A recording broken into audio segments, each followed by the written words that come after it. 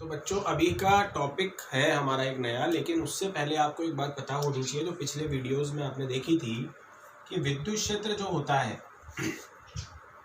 बिंदु आवेश, एक बिंदु आवेश जो विद्युत क्षेत्र उत्पन्न करता है उसका सूत्र आपको याद होना चाहिए, क्योंकि ये न्यूमेरिकल के लिए भी बहुत इंपॉर्टेंट है। KQ/R² होता है। E बराबर क्या होता है? KQ/R²। लेकिन अगर आपसे सदिश रूप पूछे, बिंदु आवेश कितना विद्युत क्षेत्र उत्पन्न करता है उसका सदिश रूप बताओ, तो इसके ऊपर सदिश लगा देते हैं, यहाँ पे R लगा देते हैं। तो ये एक बिंदु आवेश इतना विद्युत क्षेत्र बनाता है बच्चों। लेकिन अभी हमारा टॉपिक क्या है? बहु आवेश निकाय। बहु आवेश निकाय क्या होता है? ऐसा निकाय जिसमें बहुत सारे आवेश हो। अभी तक तो एक ही आवेश था, तो एक आवेश ने इतना विद्युत क्षेत्र बनाया। अब वो ये कहना चाह रहा है कि एक से ज्यादा आवेश अगर होंगे तो उनकी विद्युत क्षेत्र की तीव्रता आप कैसे निकालोगे। तो हमारा जो पॉइंट है अब अगला वो यही है कि अगर एक से अधिक आवेश हुए तो हम विद्युत क्षेत्र की तीव्रता किस प्रकार निकालेंगे। अब इसको समझो। सबसे पहले हमने कार्तीय निर्देश तंत्र बना लिया, x, y और ये हो गया z और ये हो गया मूल बिंदु। अब यहां पर एक बहु आवेश निकाय है, एक बहु आवेश निकाय है जिसके बाद बहुत सारे आवेश हैं। यहाँ पे कुछ आवेश मैं बना देता हूँ, Q1, Q2, Qn। ठीक है, ये बहु आवेश निकाय के n आवेश और इनके स्थिति सदिश बना देता हूँ मैं। बिंदु O से जो इनकी स्थिति को बताएंगे, R1, Q2 का स्थिति सदिश, R2 और Qn का स्थिति सदिश Rn। तो ये मैंने स्थिति सदिश बना दिए तो सबके। अब ये तो मेरा एक फिक्स हो गया कि ये किस स्थिति पर है, लेकिन मुझे करना क्या है? मुझे यहाँ पर एक बिंदु P बनाना है और मुझे बिंदु P पर क्या निकालना है कि विद्युत क्षेत्र ये पूरा निकाय कितना उत्पन्न करेगा। एक आवेश तो KQ/R²R उत्पन्न करता है, पर एक से ज्यादा आवेश है इस निकाय में, तो ये बिंदु P पर कितना विद्युत क्षेत्र उत्पन्न करेंगे। तो उसके लिए पहले मैं बिंदु P से इन सबको ज्वाइनिंग लाइन, जोड़ने वाली रेखा बनाता हूं। ये जोड़ने वाली रेखा होगी।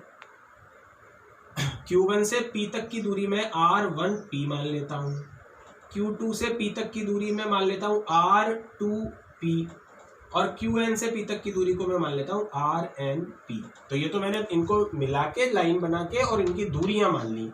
Q1 और P की दूरी R1P, Q2 और P की दूरी R2P, Qn और P की दूरी RNP। अब ये विद्युत क्षेत्र उत्पन्न करेंगे। मैंने आपको एक बात बताई है, धन आवेश कैसा विद्युत क्षेत्र उत्पन्न करता है? बाहर की ओर। ऋण आवेश कैसा करता है? अंदर की ओर। अभी ये सारे धन आवेश हैं। सारे कैसे हैं? धन आवेश। तो ये जो विद्युत क्षेत्र उत्पन्न करेंगे उनकी दिशा बनानी होगी हमें। तो ये विद्युत क्षेत्र जो उत्पन्न करेगा, क्योंकि ये धनावेश है तो ये बाहर की ओर निकालेगा। इसी लाइन को आपको आगे बढ़ा देना है। ये आपके पहले आवेश का विद्युत क्षेत्र आ गया E1। ये दूसरा है, दूसरा आवेश का विद्युत क्षेत्र बनाना है, तो इसी लाइन को, जो ये ज्वाइनिंग लाइन दिख रही है आपको, इसी लाइन को आगे बढ़ा दो। ये आ गया E2, दूसरे का विद्युत क्षेत्र। और ये तीसरे का बनाने के लिए, मतलब nवे का बनाने के लिए आपको इसी लाइन को आगे बढ़ा देना। ये आ गया En। तो आपने देखा कि जितने भी आवेश हैं, जो ज्वाइनिंग लाइन होती है उसी लाइन को बिल्कुल सीधा एक स्केल से आप आगे खींच दो, वो हो जाएगी विद्युत क्षेत्र की दिशा। तो ये अभी n आवेश थे, इनके विद्युत क्षेत्र हो गए E1, E2 और En। सबने अपना अलग अलग विद्युत क्षेत्र बिंदु P पर बनाया, लेकिन हमें तो बिंदु P पर टोटल चाहिए, परिणामी चाहिए। तो परिणामी विद्युत क्षेत्र निकालने के लिए हमें अब वही करना पड़ेगा जो हमने अध्यारोपण सिद्धांत में किया था। किसी भी बिंदु पर, अब इस बिंदु पर परिणामी निकालना है, यहाँ पे परिणामी विद्युत क्षेत्र। तो हमें सभी विद्युत क्षेत्र का सदिश योग करना होगा। क्या करना होगा? सभी विद्युत क्षेत्र का सदिश योग। की बात अगर आपसे थ्योरेटिकल रूप में पूछा जाए तो आप सिर्फ इतना बोलोगे कि किसी बिंदु पर P पर जितने भी विद्युत क्षेत्र हैं उन सबका सदिश योग कर दो। अब इनका सूत्र मैंने बताया था KQ/R²। अब R क्या होती है? दूरी। तो E1 जो है वो किसने उत्पन्न किया है? Q1 ने। तो Q1 से बिंदु P की दूरी कितनी है? R1P। इसका कर दो स्क्वायर और इसी को लिख दो एकांक सदिश में R1P। तो ये आपके पास आ जाएगा इसका परिमाण और इसकी दिशा मिलाकर टोटल ये वेक्टर फॉर्म में आ गया E1।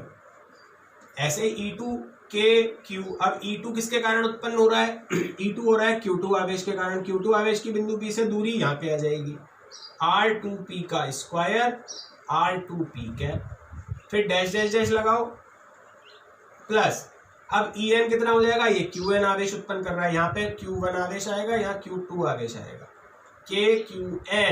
Qn आवेश ने उत्पन्न किया, दूरी Qn की बिंदु P से RnP का स्क्वायर RnP कैप।